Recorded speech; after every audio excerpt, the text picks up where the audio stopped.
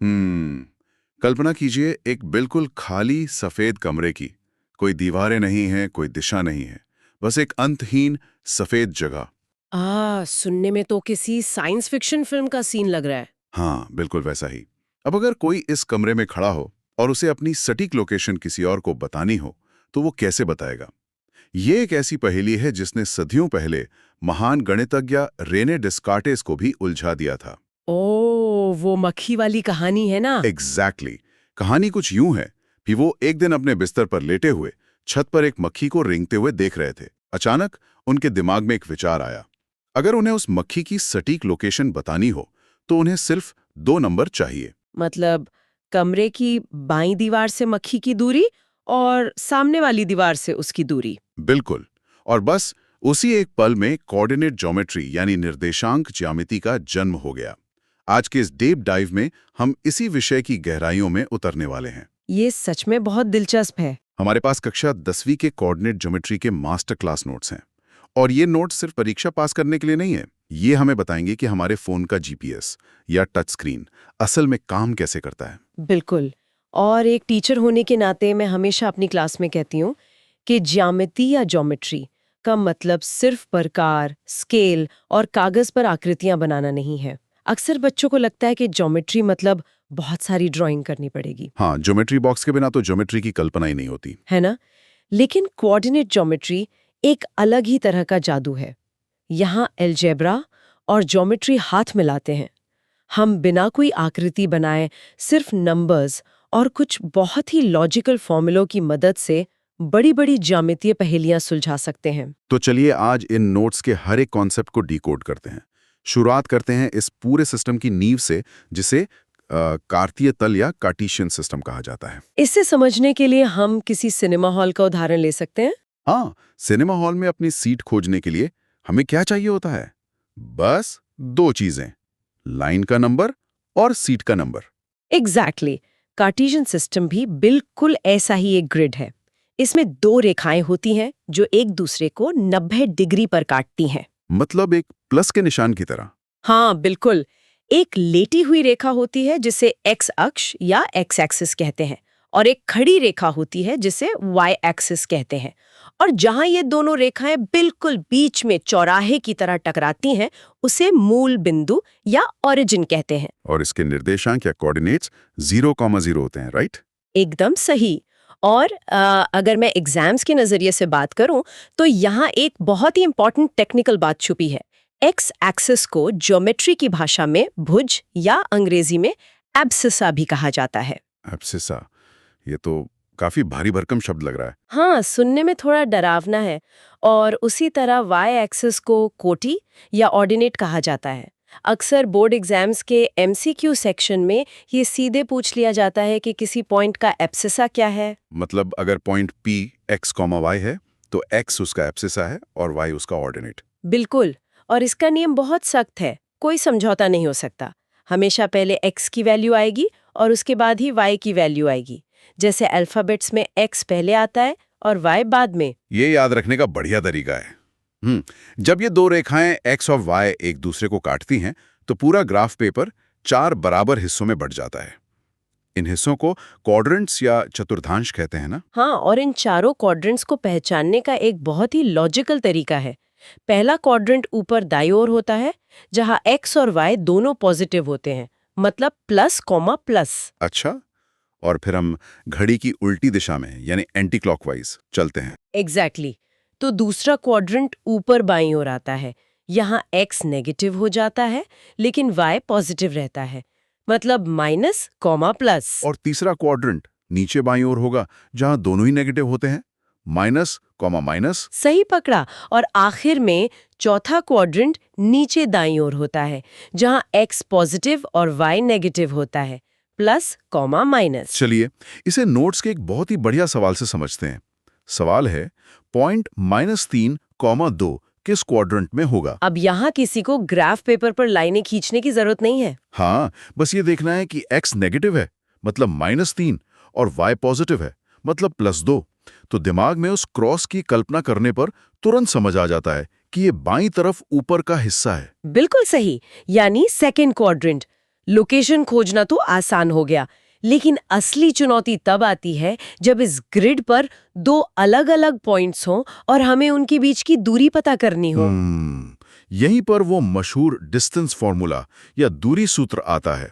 हाँ, फॉर्मूला है d equal to under root के अंदर ब्रैकेट में x2 माइनस x1 का होल स्क्वायर प्लस ब्रैकेट में y2 माइनस y1 का होल स्क्वायर।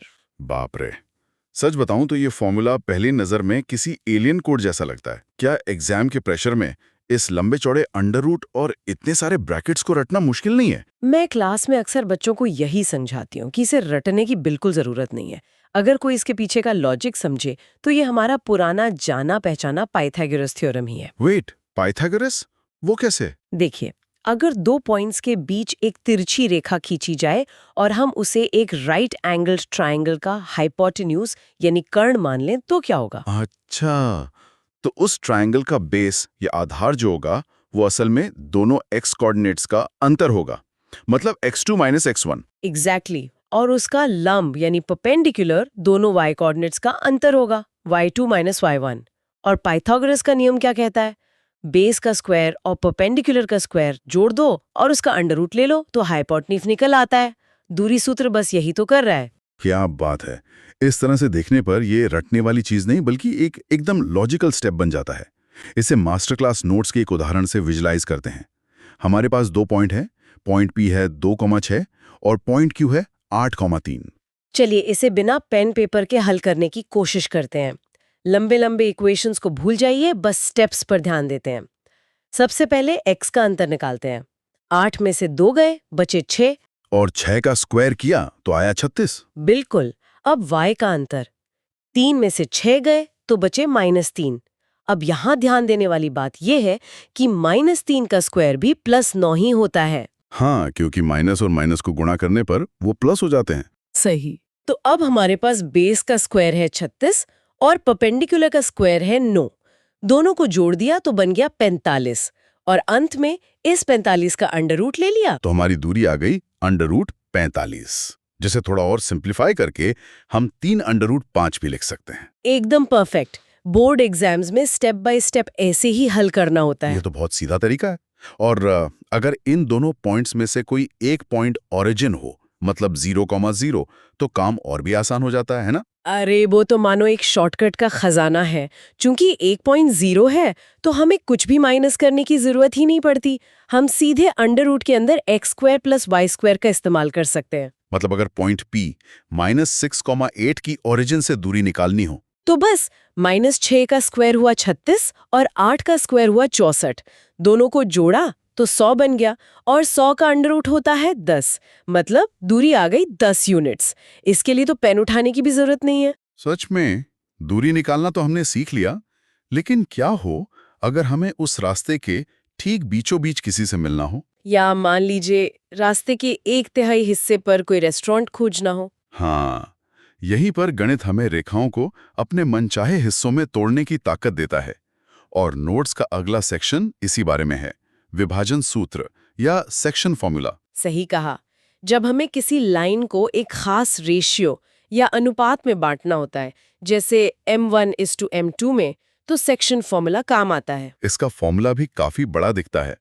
x निकालने के लिए m1x2 + m2x1 और फिर उसे m1 + m2 से डिवाइड करना होता है। सूत्र भारी जरूर है, लेकिन मैंने क्लास में हमेशा बच्चों को एक क्रॉस मल्टीप्लाई ट्रिक सिखाई है। हाँ, मैंने नोट्स में भी देखा। पर एक जिज्ञासु श्रोता होने के नाते मैं पूछना चाहूंगा कि हम क्रॉस में गुणा क्यों करते हैं? सीधे सीधे क्यों नहीं? ये बहुत ही शानदार सवाल है। इसे टग ऑफ वॉर यानी रस्साकशी के खेल की तरह समझें। मान लीजिए एक पॉइंट A है और दूसरा पॉइंट B है और रेशियो 2:1 है। इसका मतलब है कि नया पॉइंट जो बीच में आएगा वो भारी वाले हिस्से की तरफ यानी 2 की तरफ ज्यादा खींचेगा। एग्जैक्टली। ये एक वेटेज या गुरुत्वाकर्षण की तरह काम करता है।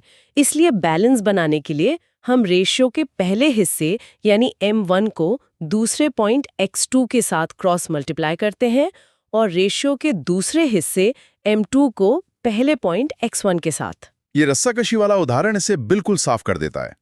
चलिए इसे एक सवाल से डिकोड करते हैं। हमारे पास पॉइंट ए है 1,2 और पॉइंट बी है 4,6 और हमें वो पॉइंट खोजना है जो इस लाइन को 2:1 के रेशो में अंदर से बांटता है। तो चलिए रस्साकशी वाली ट्रिक लगाते हैं। x निकालने के लिए रेशियो का 2 गुणा होगा b के x कोऑर्डिनेट 4 से, तो 2 चौके 8। और रेशियो का 1 गुणा होगा a के x कोऑर्डिनेट 1 से, 1 एकम 1। दोनों को जोड़ेंगे तो 8 और 1 9 हो गए और उसे रेशो के कुल जोड़ यानी 2 + 1 3 से डिवाइड कर देंगे। 9 को 3 से भाग देने पर x की वैल्यू आ गई 3। बहुत बढ़िया। इसी तरह y के लिए 2 को b के y कोऑर्डिनेट 6 से गुणा किया तो 12 आया और 1 को a के y कोऑर्डिनेट 2 से गुणा किया तो 2 आया।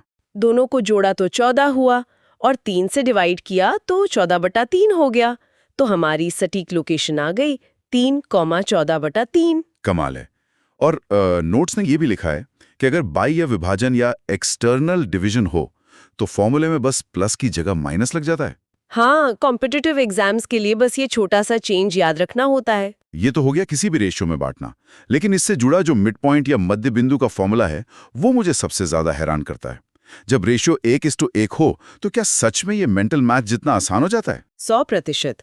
जब रेशियो 1:1 होता है तो M1 और M2 दोनों 1 हो जाते हैं, रस्साकशी बिल्कुल बराबर हो जाती है। मतलब कोई किसी को अपनी तरफ नहीं खींच रहा। बिल्कुल, इसलिए फॉर्मूला सिकुड़कर बस x1 + x2/2 और y1 + y2/2 रह जाता है।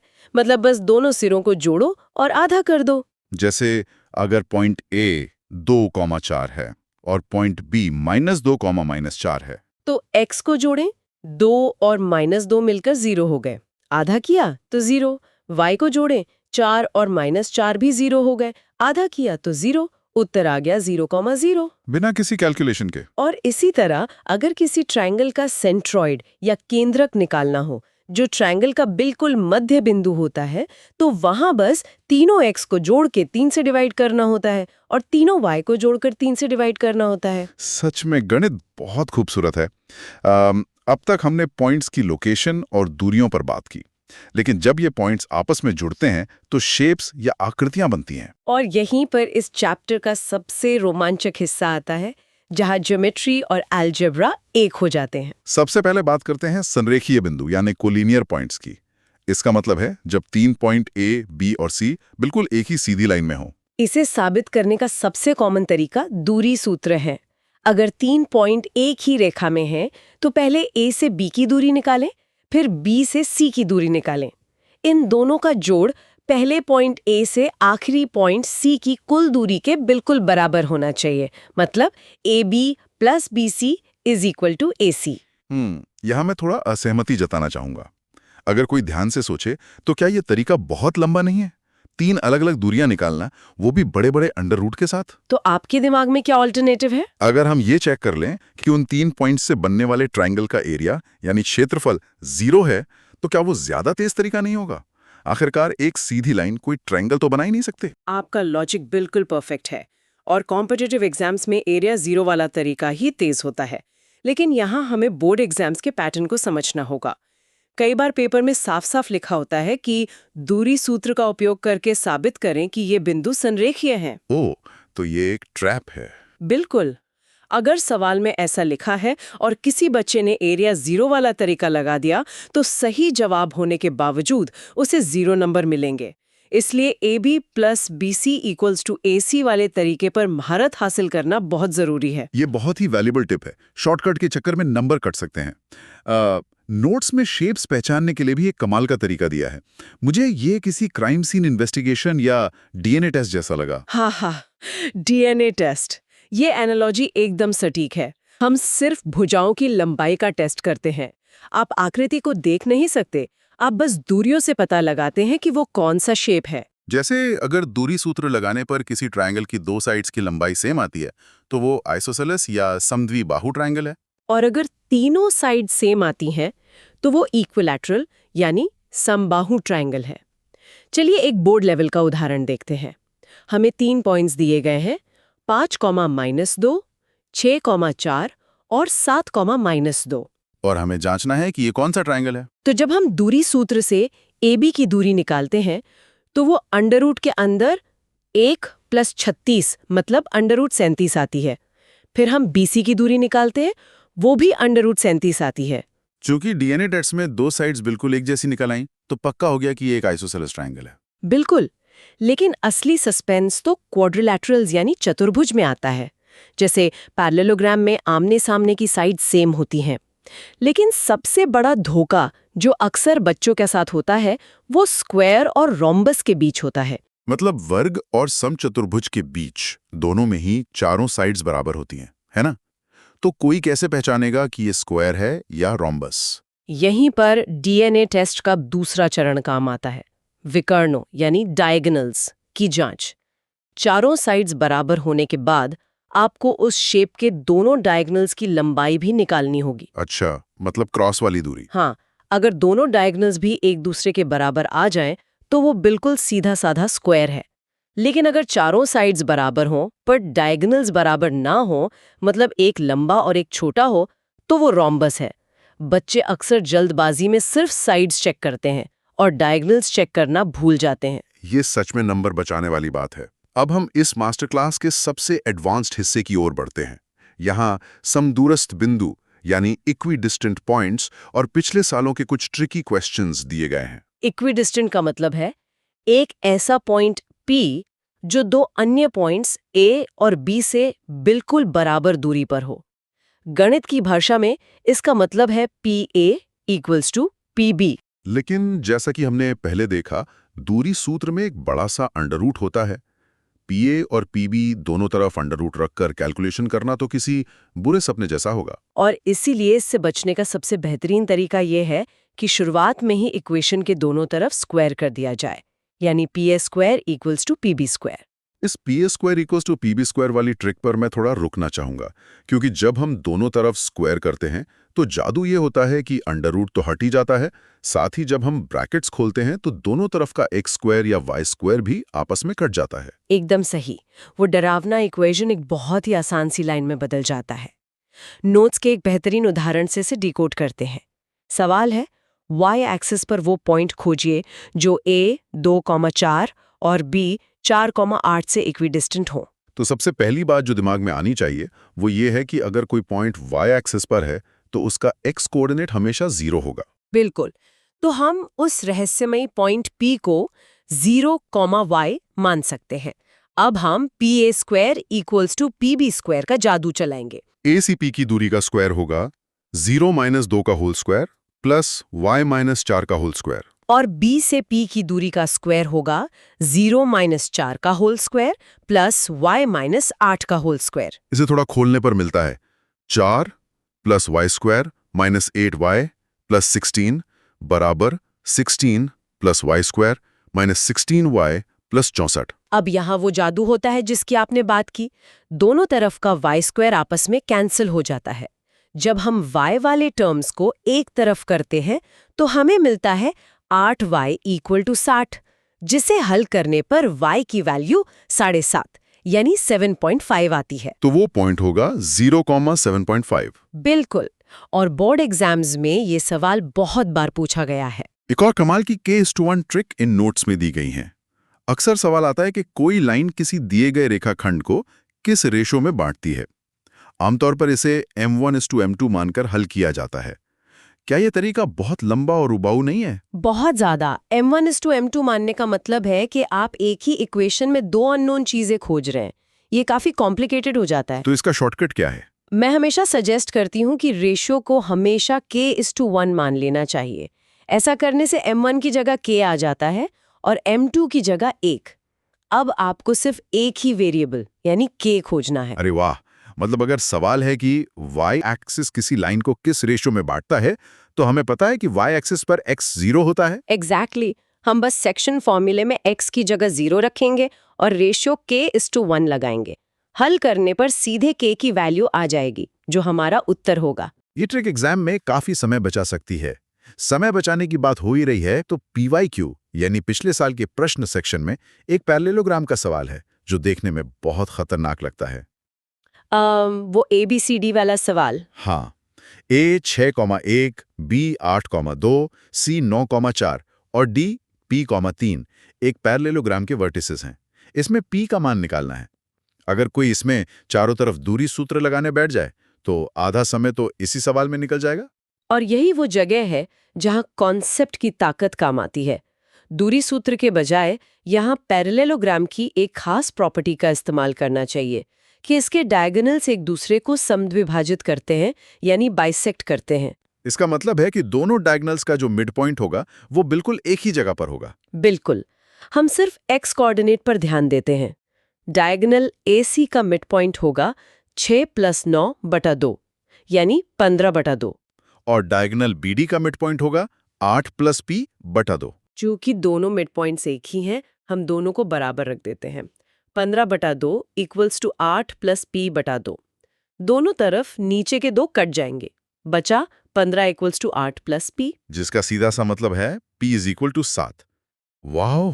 जो सवाल 10 मिनट ले सकता था वो बस 2 लाइनों में हल हो गया। यही तो इस सब्जेक्ट की ब्यूटी है। लेकिन इन PYQs में एक ऐसा सवाल भी है जो एक बहुत बड़ा ट्रैप है। सवाल है, y का वो मान ज्ञात कीजिए जिसके लिए p 2, -3 और q 10, y के बीच की दूरी 10 यूनिट्स है। यहाँ दूरी पहले से दी गई है 10। हम फिर से स्क्वायर वाली ट्रिक लगाएंगे ताकि अंडर रूट से बच सकें। चूंकि PQ 10 है तो PQ² 100 होगा। सही। अब फॉर्मूला लगाते हैं। 10 - 2 का होल स्क्वायर प्लस y -3 का होल स्क्वायर इक्वल्स टू 100। 8 का स्क्वायर हुआ 64 और y + 3 का स्क्वायर खोलने पर मिलता है y² + 6y + 9। तो इक्वेशन बनता है 64 + y² + 6y + 9 इक्वल्स टू 100। इसे हल करने पर एक क्वाड्रेटिक इक्वेशन या द्विघात समीकरण सामने आता है। y² + 6y - 27 equals to 0। जब इसके फैक्टर्स करते हैं तो y + 9 और y - 3 इक्वल्स टू 0 आता है। और यहीं पर वो भयंकर गलती होती है जो अच्छे खासे नंबर डुबा देती है। बिल्कुल। बच्चे अक्सर बहुत खुश होकर y = 3 लिखते हैं और अगले सवाल पर बढ़ जाते हैं। वो भूल जाते हैं कि क्वाड्रेटिक इक्वेशन के हमेशा 2 उत्तर आते हैं। हाँ, y + 9 = 0 का मतलब है कि y = -9 भी उतना ही सही उत्तर है। एग्जैक्टली। तो सही जवाब y = 3 और y = -9 दोनों होंगे। अगर कोई दूसरा उत्तर लिखना भूल जाता है तो बोर्ड एग्जाम में उसके नंबर कटना तय है। ये बहुत ही शानदार डीप डाइव रही है। नोट्स के अंत में एक बेहतरीन फाइनल रिवीजन और कॉमन मिस्टेक्स का चार्ट भी दिया गया है। जैसे कि हमने पहले भी जिक्र किया, x एक्सिस पर स्थित कोई भी पॉइंट हमेशा x, 0 होगा और y एक्सिस पर स्थित पॉइंट 0, y होगा। और जिन आम गलतियों से बचना है वो मुख्य रूप से माइनस साइन की होती हैं। जैसे x2 - x1 लिखते समय अक्सर बच्चे ब्रैकेट खोलकर उसे x2 + x1 लिखना भूल जाते हैं। या फिर दूरी सूत्र की सारी कैलकुलेशन बिल्कुल सही कर लेते हैं, लेकिन अंत में स्क्वायर रूट लेना भूल जाते हैं और 100 को ही उत्तर मान लेते हैं, जबकि उत्तर 10 होना चाहिए। गणित में ये छोटी छोटी बातें ही परफेक्शन लाती हैं। तो चलिए, जाने से पहले सुनने वालों के लिए एक छोटा सा टेस्ट योरसेल्फ सेशन करते हैं जो नोट्स के आखिरी पेज पर दिया है। सवाल 1, पॉइंट 0,5 और -5,0 के बीच की दूरी क्या होगी? अगर कोई दूरी सूत्र लगाए तो 25 + 25 का अंडर रूट यानी √50 आएगा, जिसे हम 5 √ 2 कह सकते हैं। परफेक्ट। सवाल 2, पॉइंट A 2,4 की x एक्सिस से दूरी क्या होगी? ये एक ट्रिकी सवाल है। हाँ, इसका उत्तर x कोऑर्डिनेट नहीं बल्कि y कोऑर्डिनेट होगा, यानी 4। और आखिरी सवाल, मूल बिंदु के निर्देशांक क्या होते हैं? ये तो हमने शुरुआत में ही बताया था, 0,0। इन सवालों को हल करते हुए मैं बस यही कहना चाहूंगी कि ये फॉर्मूलाज सिर्फ एग्जाम्स में नंबर लाने के लिए नहीं है। आज के इस डिजिटल युग में ये फॉर्मूला हमारे चारों तरफ है। मतलब हमारे मोबाइल स्क्रीन का हर एक पिक्सल असल में x, y का एक पॉइंट ही तो है। बिल्कुल। कंप्यूटर ग्राफिक्स, बड़ी बड़ी बिल्डिंग्स का आर्किटेक्चर, वीडियो गेम्स के इंजन्स जो ये तय करते हैं कि आपका कैरेक्टर दीवार से कितनी दूर है, ये सब इसी कोऑर्डिनेट ज्योमेट्री और दूरी सूत्र के लॉजिक पर लगातार काम कर रहे हैं। ये सच में चीज़ों को देखने का एक अद्भुत नजरिया है। और इस डीप डाइव का अंत हम एक विचारोत्तेजक सवाल के साथ करना चाहेंगे। आज हमने जो कुछ भी चर्चा की वो सब एक फ्लैट 2D सरफेस यानी सिर्फ x और y एक्सिस के बारे में था। हाँ, एक 2D दुनिया। लेकिन हमारी असल दुनिया तो फ्लैट नहीं है। जरा सोचिए, जब इस सिस्टम में एक तीसरी गहराई जुड़ जाती है जिसे हम z एक्सिस या z अक्ष कहते हैं, तो क्या होता है? यही 2D फॉर्मूले हमारी 3D दुनिया को कैसे मैप करते होंगे, अंतरिक्ष में उड़ते किसी रॉकेट की ट्रेजेक्ट्री या वर्चुअल रियलिटी का चश्मा कैसे काम करता होगा। ये सच में सोचने वाली बात है। ये एक ऐसा सवाल है जो इस गणित को सिर्फ किताबों के पन्नों तक सीमित नहीं रखता, बल्कि इसे असल जिंदगी में और भी रोमांचक बना देता है। इस पर जरूर विचार कीजिएगा। मिलेंगे अगले डीप डाइव में।